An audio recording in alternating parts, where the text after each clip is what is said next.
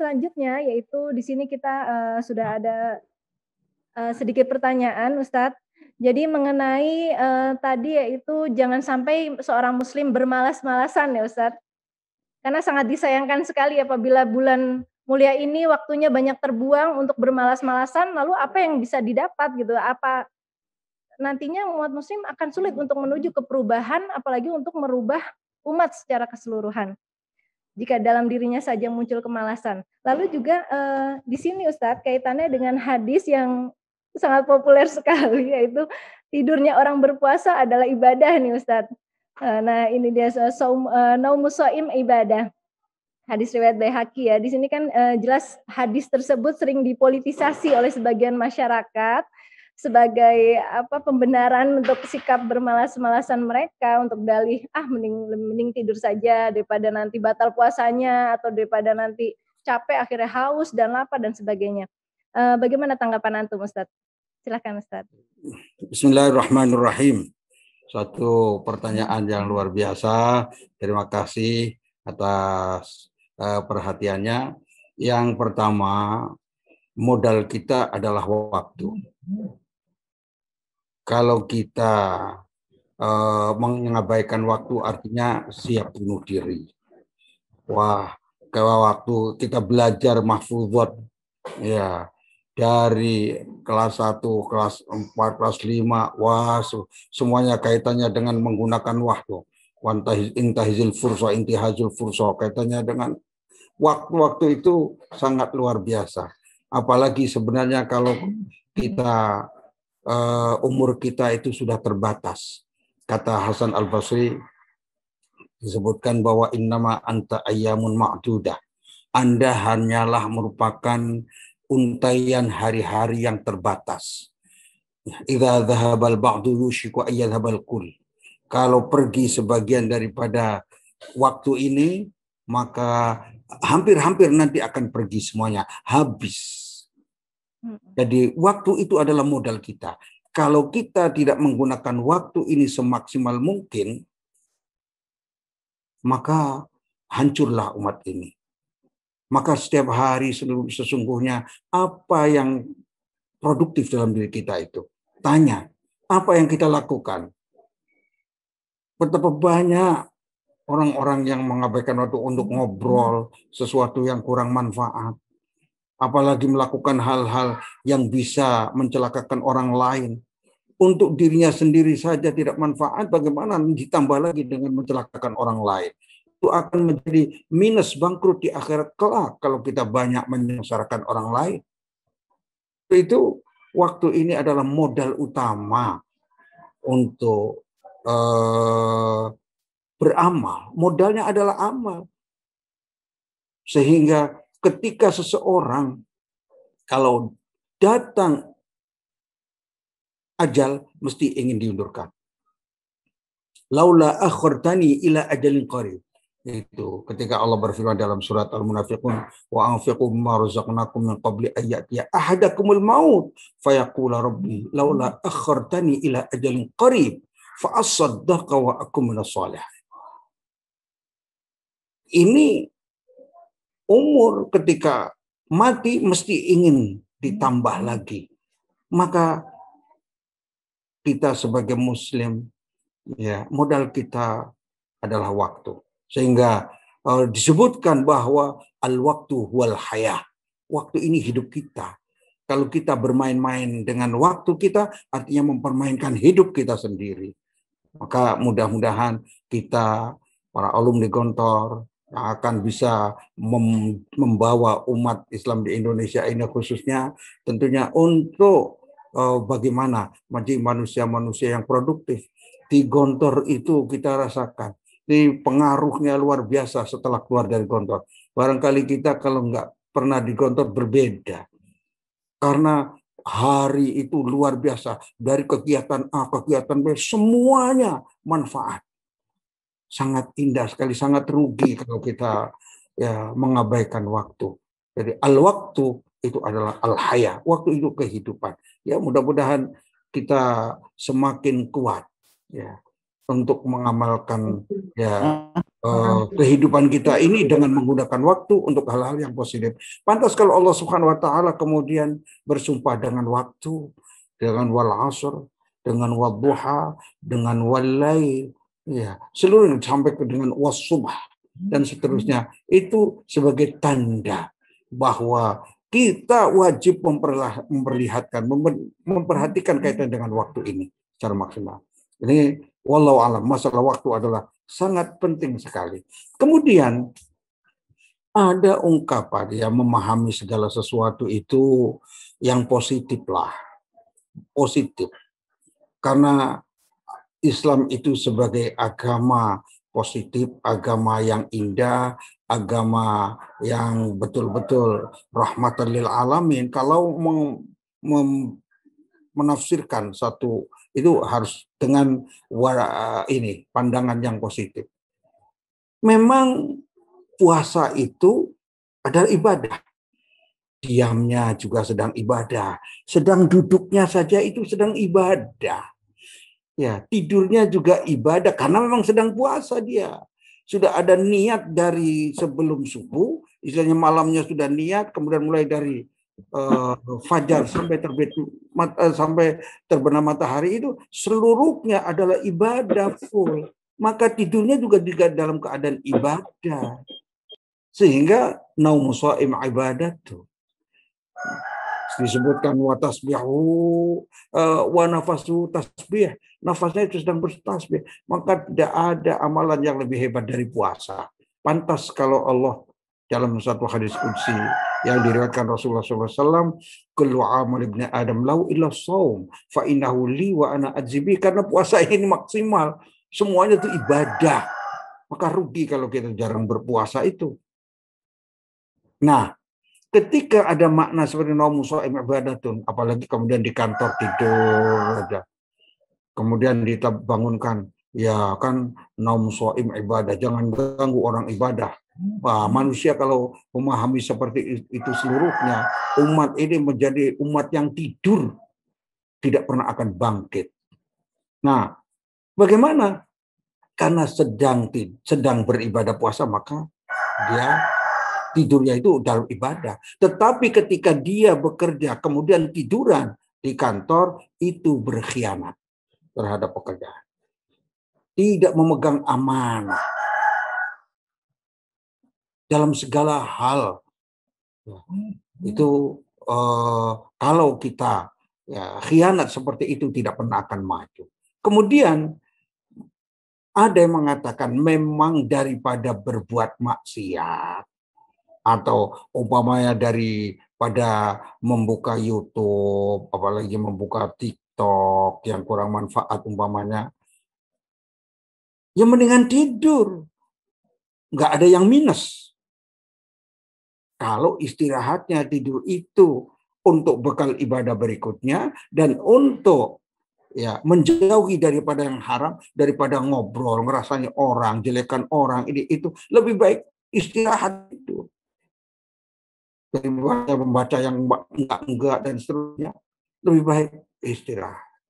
Jadi makna naumu shaim ibadatun itu pada yang positif. Karena dia sedang ibadah, yaitu puasa.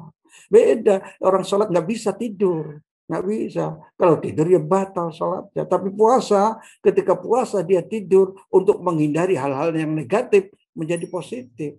Tapi tidak boleh ketika kita kerja, ketika kita di kantor, sedang bertugas, tidur dulu. Itu bisa mengkhianati kerja kita. Wallahu a'lam. Baik Ustadz, terima kasih banyak atas penjelasannya Ustadz. Masih berkaitan nih Ustadz dengan waktu ya Ustadz ya.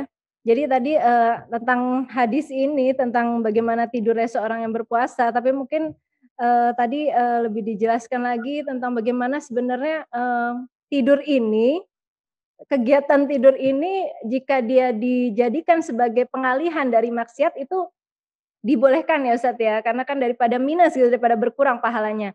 Nah sebenarnya masih berkaitan dengan waktu, ini sini ada pertanyaan dari Saudari Wahyuni, Assalamualaikum Ustadz, mohon bimbingannya untuk kami para ibu yang sibuk kesehariannya berjibaku dengan anak-anak, mengurusi anak yang masih kecil-kecil, pekerjaan rumah itu sepertinya tidak selesai-selesai dan menguras banyak waktu. Kami ingin sungguh-sungguh dalam beribadah di bulan Ramadan ini. Mohon bimbingannya Ustadz. Masya Allah. Disangkanya apa ngurusi anak itu? Ngurusi anak itu amalan yang paling afdol. Jadi kalau ibu mengurusin anak dengan benar, sehingga anaknya menjadi orang-orang hebat, itu ibu pahala yang mengalir terus. Ingat riwayatnya Imam Ahmad bin Hambal. Imam Ahmad bin Hambal itu ditinggal oleh orang tuanya sejak dini. Kecil ditinggal oleh bapaknya. Ibunya lah yang mendidiknya.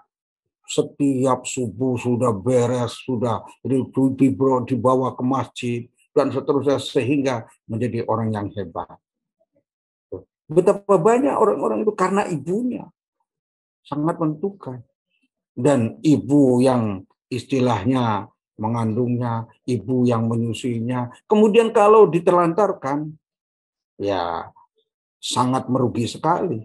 Nah, ketika kita sibuk dengan itu, jangan dianggap itu bukan ibadah, itu ibadah. Apalagi kalau seandainya sambil menyuapin anak, kitanya dengan istighfar, doa, kitanya baca sholawat. Jangan dianggap itu tidak bermanfaat.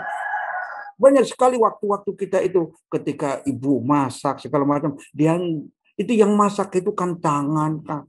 Itu istilahnya mulutnya nggak masak, mulutnya bisa untuk tilawah, menghafal, ya, otaknya bisa tadabbur dan seterusnya banyak sekali. Hanya kita biasanya kurang memaksimalkan itu.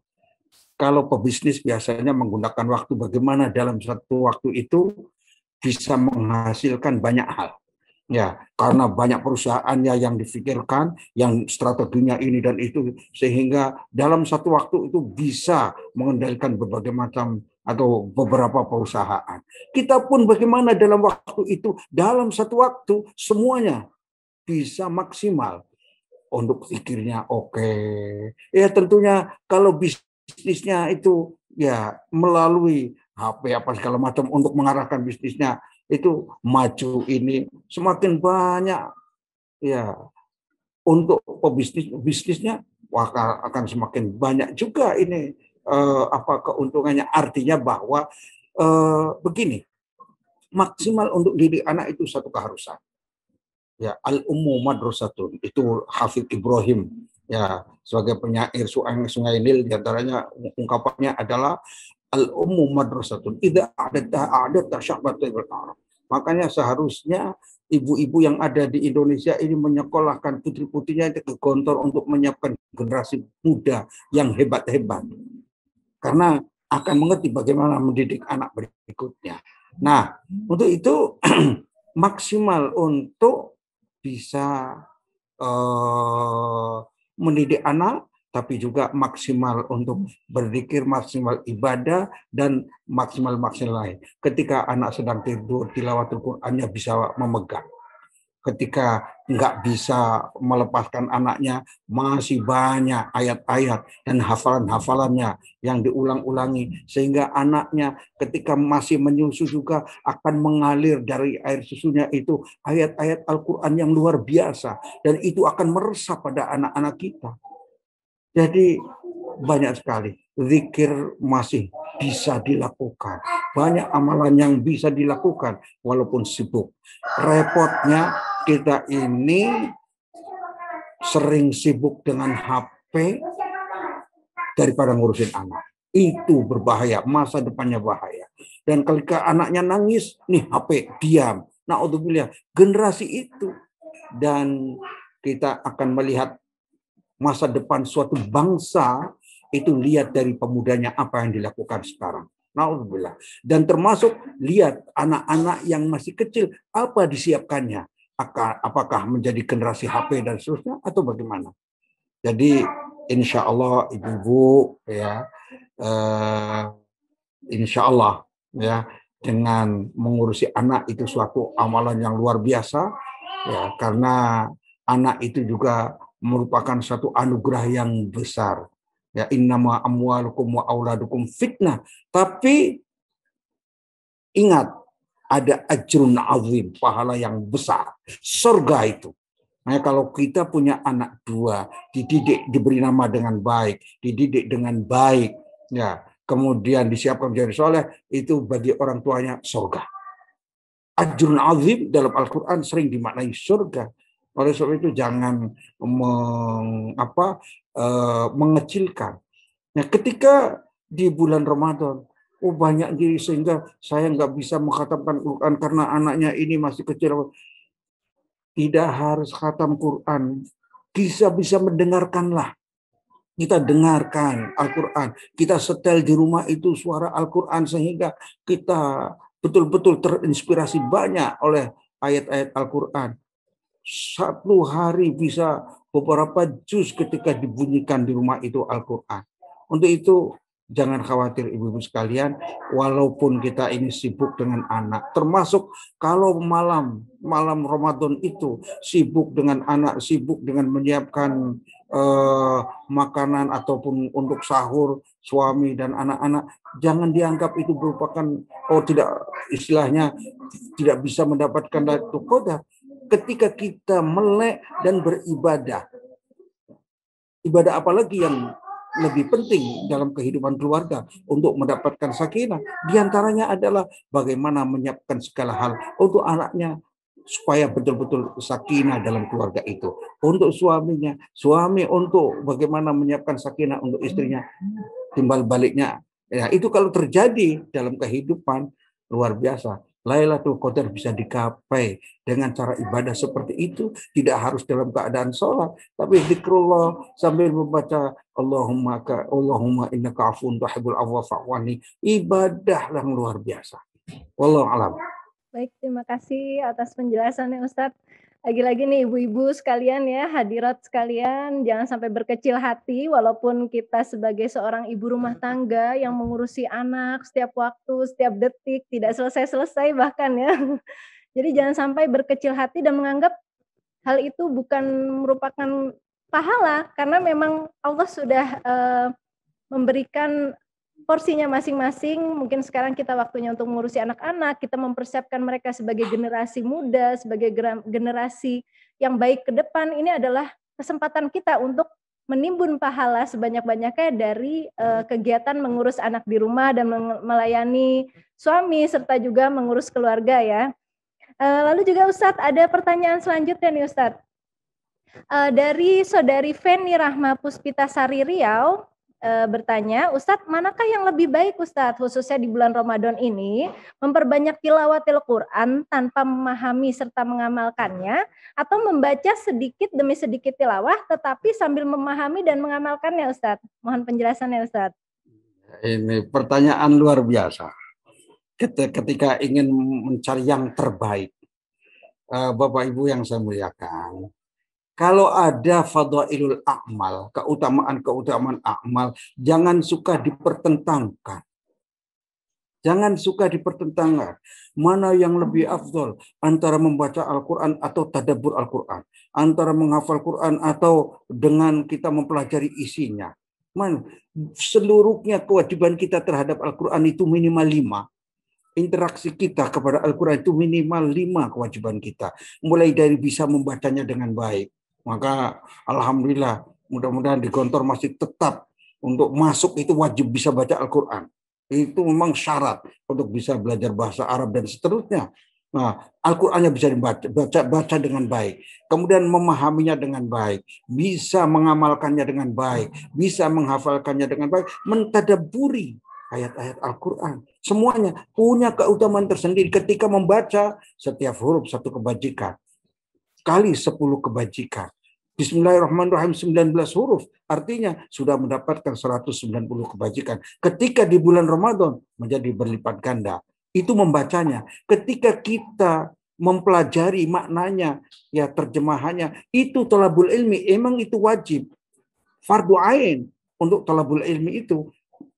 Tetapi jangan dipertentangkan mana yang lebih afdal. Kemudian ketika menghafalnya, Bapak Ibu yang sama punya keistimewaan juga kepada hafalan Al-Quran itu, bahwa orang-orang ahlul Quran, ahlullah, orang-orang yang betul-betul dekat dengan Al-Quran, menghafalkan Al-Quran itu ahlullah, keluarganya Allah. Dan nanti di akhirat itu surga kita itu tergantung, mudah-mudahan kita jadi ahli surga semuanya, tergantung daripada bacaan Al-Quran. Ketika baca Al-Qur'annya banyak, naik terus sampai ke tingkat akhir ayat yang dibacanya dalam hidup ini. Surganya yang paling tinggi ketika kita terus-menerus banyak tilawah. Jadi manfaatnya berbeda lagi. Ya, tadaburnya, amalkah, hafalnya. Orang yang tidak ada dalam dirinya hafalan Quran, Al-Qur'annya sedikit sekali hafalannya. Kalau tidak ada, kal baitil kharib, sebagaikan rumah yang hancur. Kalau seseorang yang di dalam hatinya, dalam dadanya tidak ada hafalan Quran. Jadi semuanya. Nah, jadi sekali lagi, kalau ada fadail seperti itu, jangan dipertentangkan mana yang lebih baik, Ustaz, membaca Quran atau mentadaburinya. Jangan, bagaimana seluruhnya itu terangkum semuanya, dapat semuanya. Ada waktu untuk tilawah biasa. Sebab yang paling baik itu membaca Al-Quran itu benar. Walaupun hafal, tetapi membaca Al-Quran itu benar yang paling bagus. Kenapa? Karena matanya ikut beramal, mulutnya beramal, otaknya beramal, seluruhnya itu. Berbeda kalau hafalan, ketika menghafal murojaah. Kenapa? Karena ketika murojaah otak saja, matanya nggak kerja. Oleh sebab itu, ya banyak orang-orang sudah hafal juga tetap baca Al-Quran karena ingin mendapatkan pahala dari pandangannya itu. Jadi sekali lagi, jangan dipertentangkan antara satu keutamaan dalam membaca Al-Quran, dalam tadabbur Al-Quran, mempelajari Al-Quran, tetapi bagaimana seluruhnya itu, bagaimana kita gapai secara maksimal. Wallahu a'lam. Baik, terima kasih banyak Ustadz. Baik, untuk selanjutnya Ustadz, pertanyaan selanjutnya. Assalamualaikum Ustadz. Ini dari Kediri ya, dari Pak Mustain. Begini Ustadz, bagaimana caranya untuk beriktikaf bagi orang yang memiliki tugas atau pekerjaan dan kewajiban yang tidak bisa ditinggalkan? Syukran, mohon penjelasannya Ustadz. Masya Allah. Inilah antara keutamaan bekerja dengan keutamaan iktikaf. Memang iktikaf dilakukan Rasulullah dan Rasulullah tidak pernah meninggalkan iktikaf. Tuh. Bahkan di tahun di mana beliau meninggal, iktikafnya ditambah 10 hari di bulan Syawal. Jadi iktikaf tidak pernah ditinggalkan Rasul. Namun, nah di sini ada yang wajib, ada yang sunnah. Ketika kerja itu wajib untuk mencari nafkah, ya, dan kita istilahnya tidak memiliki usaha sendiri, makanya Gontor itu sejak dulu Pak Kiai Imam Zarkashi, Pak Kiai Saha yang almarhum itu nyuruh kita itu nggak jadi pegawai, tapi punya banyak pegawai yang di sini. Ya, maka kalau kita membuka pesantren satu saja, kalau pesantren itu ya muridnya sampai 4.000, itu berapa puluh orang yang akan istilahnya dikaryakan untuk itu. Nah, kalau kita punya perusahaan A, perusahaan B, Masya Allah, makanya itu etos yang ditanamkan itu bukan untuk jadi pegawai. Kalau jadi pegawai hanya untuk istilahnya nasyul fikroh, karena dalam bekerja itu kalau menurut saya, nggak tahu ini cocok nggak dengan bapak-bapak ibu sekalian, kalau saya dalam bekerja itu minimal landasannya itu tiga. Yang pertama adalah tetap bisa nasrul fikroh, tetap bisa menebarkan dakwah, menebarkan Islam, dan seterusnya yang baik-baik. Yang kedua adalah kasbul ma'isyah, ada gajinya, kasbul ma'isyahnya, ya, kasbul ma'isyahnya. Kemudian yang ketiga adalah tanmiyatul kafa'ah, meningkatkan keahlian kita. Kalau bisa bekerja itu 3 ini ada seluruhnya. Kalau nggak bisa, minimal salah satunya ada. Minimal. Ya. Kalau jangan dibandingkan dengan ustadz-ustadz kita yang ikhlas-ikhlas.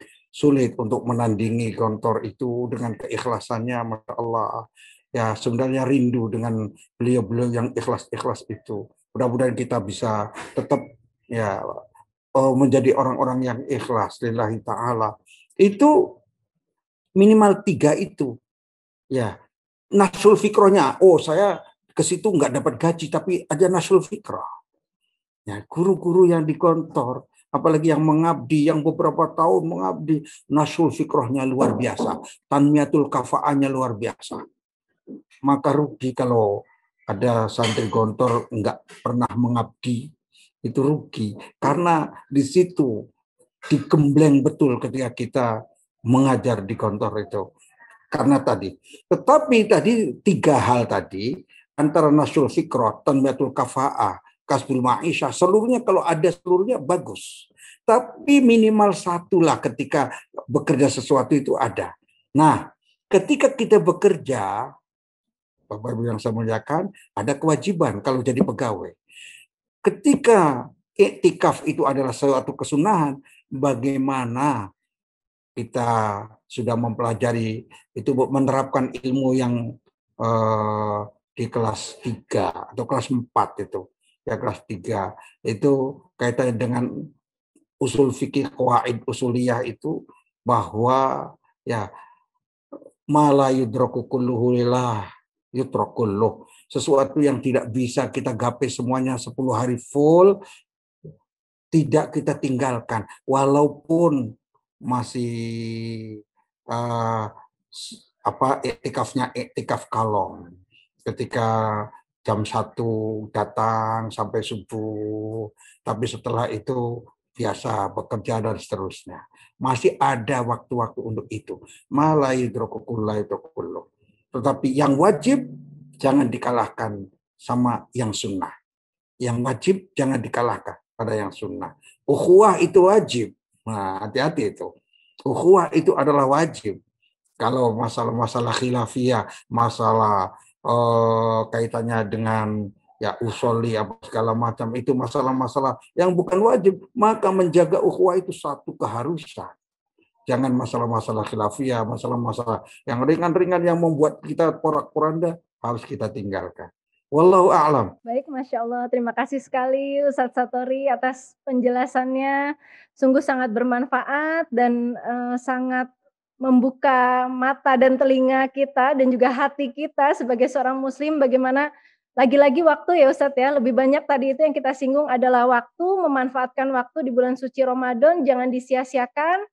Bagi yang memiliki kewajiban, silakan diselesaikan kewajibannya, namun tidak melupakan waktu-waktu yang tersisa untuk dimaksimalkan dalam beribadah, seperti memasak tadi dengan sambil mendengarkan tilawah atau sambil berzikir, lalu yang juga mencari nafkah, bekerja, boleh juga menyisakan waktunya, jangan sampai tidak sama sekali melakukan ibadah-ibadah yang diutamakan di bulan Ramadan hanya dikarenakan waktu yang sempit gitu. Jadi harus pintar-pintar mencari waktu, membagi waktu untuk bisa memaksimalkan ibadah di bulan Ramadan. Dan tanpa terasa Ustadz, saking asiknya ini mendengarkan penjelasan, mendengarkan pelajaran berharga dari Ustadz Satori, ternyata kita sudah berada di penghujung waktu. Dan alhamdulillah sekali, insya Allah ilmu yang bisa didapatkan ini insya Allah bisa berkah untuk kita semua. Amin ya rabbal alamin, bisa bermanfaat. Dan juga semoga saja bisa membawa perubahan bagi kita, khususnya saya pribadi yang masih awam, yang masih butuh banyak sekali pembelajaran supaya bisa lebih baik lagi ke depannya. Sekali lagi kami ucapkan terima kasih Ustadz Satori. Namun sebelumnya Ustadz, sebelum kita mengakhiri, boleh diberikan sedikit saja Ustadz kesimpulan tentang amalan ibadah ini sebagai penutup Ustadz. Silahkan Ustadz. Bismillahirrahmanirrahim. Bagaimana menjadikan Ramadan kali ini, dan mungkin saja menjadi Ramadan yang terakhir dari sebagian kita, harus kita jadikan sebagai titik tolak untuk berubah dengan menguatkan spiritualitas melalui ibadah-ibadah yang penuh berkah di bulan Ramadan. Baik itu puasanya, qiyamnya, tilawahnya, sodakohnya, dan berbagai macam ibadah yang lainnya. Mudah-mudahan dengan Ramadan ini kita menggapai ukhuwah Islamiyah yang maksimal, menanamkan panca jiwa yang ada pada pondok pesantren yang kita terus berada di dalamnya. Mudah-mudahan kita disatukan oleh Allah dan diangkat derajatnya di hadapan Allah Subhanahu wa taala di umat ini. Qul qouli hadza. Terima kasih, mohon maaf. Assalamualaikum warahmatullahi wabarakatuh.